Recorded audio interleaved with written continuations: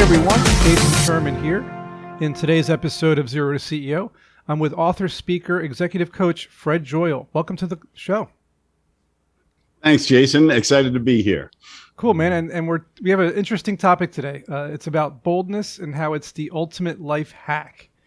And I see behind you a book called Superbold, so I'm assuming that's yours. I see your name on it. So I want to mention something before we start. I grew up as a shy kid, and I was always shy getting in front of people, shy performing. I just wasn't very easily sociable. So I learned over the years that you gotta, grit your teeth and just get through it. So I'm curious to see how this goes because it took me a long time to be bold. So how do you learn?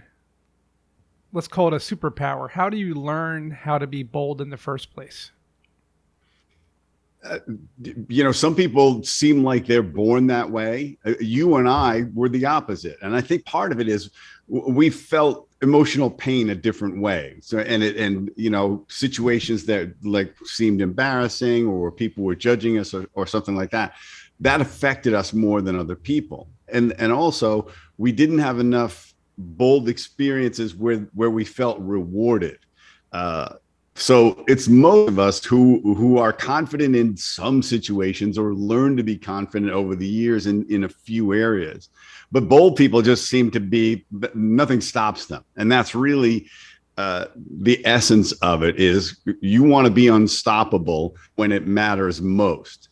And you can learn it. You and I both learned it. I started off, incredibly shy, and I had to go through all the discomfort very slowly, not really knowing how I was going to get there, but knowing that I had missed too many opportunities. I had missed too much fun, jobs, relationships. The list was becoming way too long, and way too painful. When you mentioned jobs and relationships and opportunities, like all of that's striking all these chords with me because growing up and, then in my 20s and 30s, I feel like what caused me to get out of my comfort zone was confidence.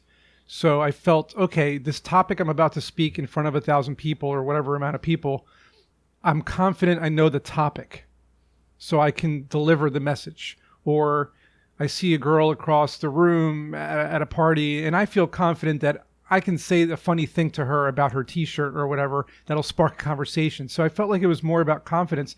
How do you distinguish the difference between being confident and then being bold? Because they sound like they're in the same kind of ballpark of, characteristics. Confidence is how you feel in any given situation and how you feel about yourself. And it is very situational.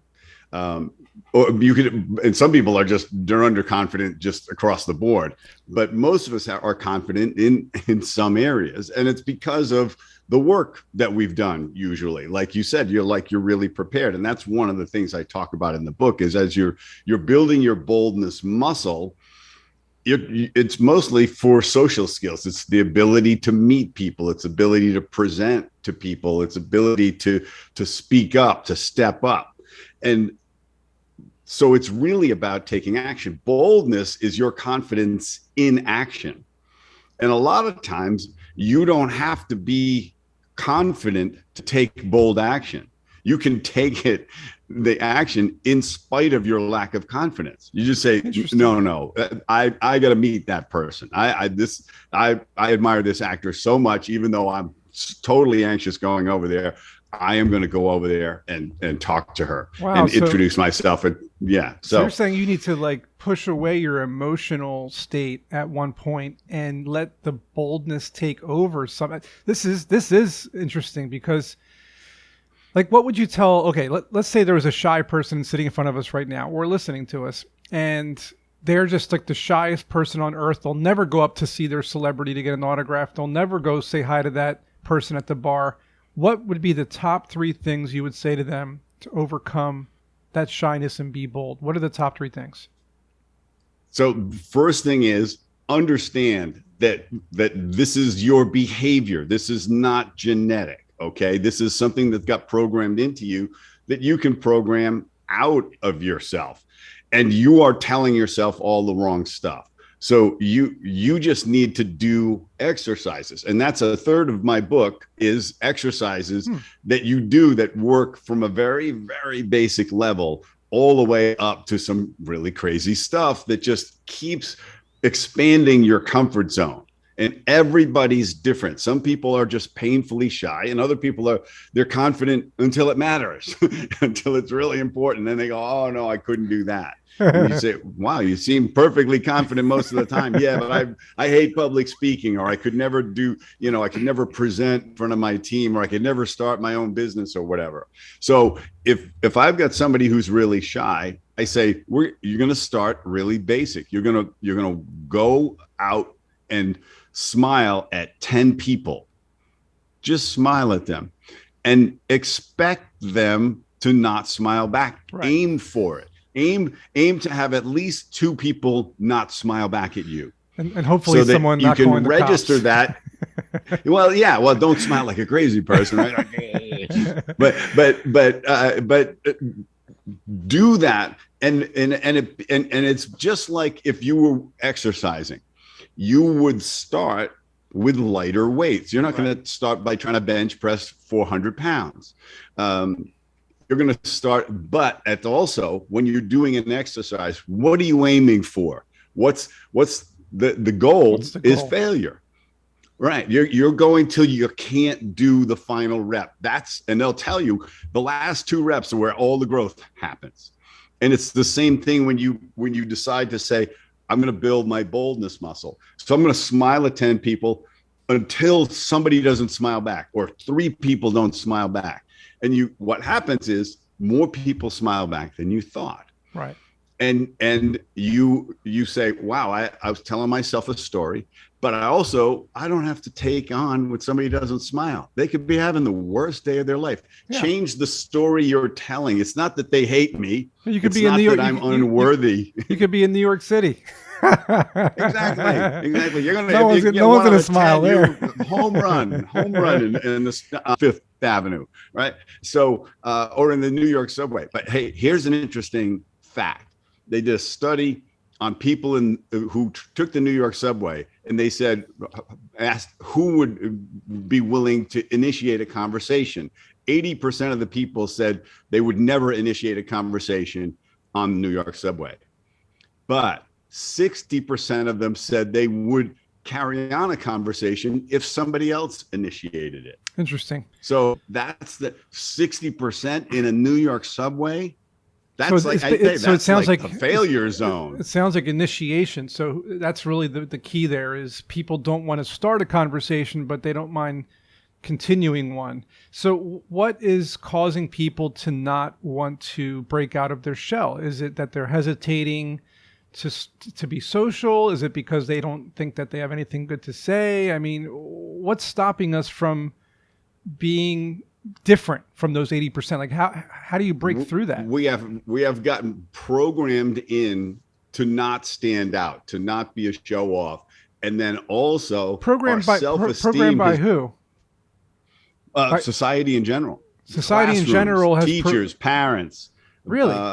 There's always this message. We're taught as kids, don't talk to strangers. Oh, right. So that's the other thing I would tell to somebody. You're an adult. Talk to strangers. Talk to a stranger every day of your life. Ideally 5 or 6. That's building your boldness muscle. And you realize you don't die. This is the problem, is we have the same physical reaction to physical danger and psychological danger, the perception of it. The body does exactly the same thing. It goes into fight, flight, or fear, right? And it shoots all the same chemicals, tightens our breath, tightens our muscles, turns on the air conditioning. Heart starts beating really fast. Yeah. Heart starts beating, blood, and cognitive skills and memory are impaired because they are in fight mode. You don't need your memory. No. You don't need your cognitive. You need to breathe. Reaction mode. Yeah. And so that happens in psychological situations until you deprogram it, until you turn them into positive experiences. The more bold actions you take at a level that you can handle, like you're uncomfortable, but it's not overdose. Because I talk a lot about controlling the dosage of these experiences as you expand your Well, comfort zone. let me ask You you get a something. positive feedback loop from that. Because you touched a bit about people that were too shy or too nervous to speak in public, or you said a business meeting, they had to speak in front of their colleagues. So I've been through this a million times in my life, and I learned over time a couple things, and you can tell me if I'm right or wrong here. The first thing is you need to, if you want to be a calm person who is not fight or flight mode, you need to do yoga, meditation, breathing exercises on a daily basis. I do those just to stay calm. The second thing I do when I speak in front of people, and this was a big one for me, was realizing that they have no idea what's right or wrong. If you make a mistake, they don't know. So I just went out there doing the presentation or the meeting and just speaking from, my mind, my heart, what I knew was right. And if I messed up, I just kept going. They don't know. And I just kept, and another thing I kept doing, I learned from other people, was looking from, every certain like half a sentence or sentence, look to the next side of the room and the next side. That way you're not kind of staring at anyone for too long, so you don't get too nervous. Are all these things kind of good tips? And if not, what are some of the tips that you recommend to help people? Because public speaking is a big one. Yeah, I mean, it's the number one terror people have. They would rather die than go on stage. And if they went on stage, they wouldn't be able to speak. And so yes, it is very much one of the steps I teach is how to relax yourself, and breathing is a very, very powerful one. If you're about to walk on stage, if you take 3 deep breaths, you will start to relax yourself. If you vibrate the vagus nerve by just making this ha sound, you just hold that in a long, long note. You do that 3 times, you actually you can slow your pulse down and everything. But it's amazing the difference it makes if you decide to take control of it. And if you control the direction of your anxiety, because it's like when people used to say to me, what are you so nervous for? It's like, oh crap, I look nervous. That's even worse. That makes me more nervous. So man. Same thing happens when you change the direction of it. You say, wow, I can actually relax myself. Right. All of a sudden your memory starts to work again, your cognitive skills, you remember the speech you want to say. You can be spontaneous at the same time because you're prepared, but you've turned anxious into energized. And I think that's probably what you've done with stage work now. Like when you go up on stage, you're not terrified. You're like, I want to get out there and tell these people this stuff. Yeah, I'm amped up. Yeah. You're not like so relaxed that you're like dull. No. It's great. You feel that energy because it's not negative energy anymore. It's power. It's positive. And you get to transmit. And that's what, the title of my book is From Underconfident to Charismatic in 90 Days. Wow. Because 90 days, huh? That's a short period of time to turn a shy person into a confident person. I like that. So, wow. Yeah. Well, it had to be a bold statement. I mean, the title of the book is Superbold. Superbold. I can't take a half measure. But charisma is just, you radiate that you belong wherever you are. And that draws people. When you're on stage, people are admiring you, Jason, because you're on stage, because you're willing to get up on stage, because they're not. And so if something goes wrong and you laugh it off, now they admire you even more. It's like, oh my, he's not even nervous. This is the projector broke in the middle of this whole thing. And he laughed it off and he just kept going. Now they admire you. That's to them, you are charismatic because you're comfortable wherever you are, or you at least act that way. And this isn't fake it till you make it. This is undertake it till you make it. This is do it until you make it. And that's really what happens when you build your boldness muscle progressively. You go from smiling at people to saying hi. Just say hi and keep moving. Then start talking to people. Do a random, what I call drive-by compliments. Just see somebody in Starbucks, you go, wow, those glasses are amazing that you have on, and they really look good on you. And then you're gone.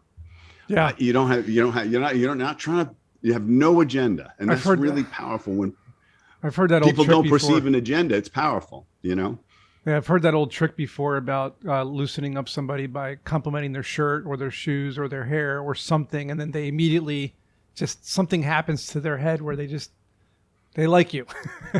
It's a pretty quick well, one. It's like trick. fairy dust. I say just walk around complimenting people. You win too. You feel it. You're like, wow, I just made that person feel better about themselves, because their physiology changes when you do this. And awesome. I've said stuff to people that, I mentioned this in my book, but I saw this woman and she was wearing yellow from head to toe. And it really stood out. And she was in a coffee shop and in line. And I just said, wow, that color really works on you. You really look fantastic. And she said, oh, thank you so much. She said, I was feeling so down today, and I thought I'm just gonna add some color and see if I can brighten my spirit a little bit.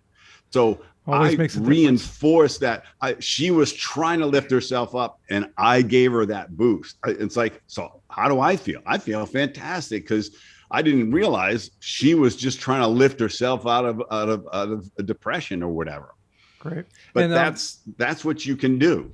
So you guys could learn the same thing in Fred's book, Superbold. And your website is? FredJoyal.com. FredJoyal.com. Everybody check it out, FredJoyal.com, and check out his book, Superbold, From Underconfident to Charismatic in 90 Days. That is a really awesome title. And thanks for coming on the show. Appreciate it. Hopefully, thank you, Jason. Hopefully people will learn boldness as a superpower out there. And as always, we will see you in the next episode.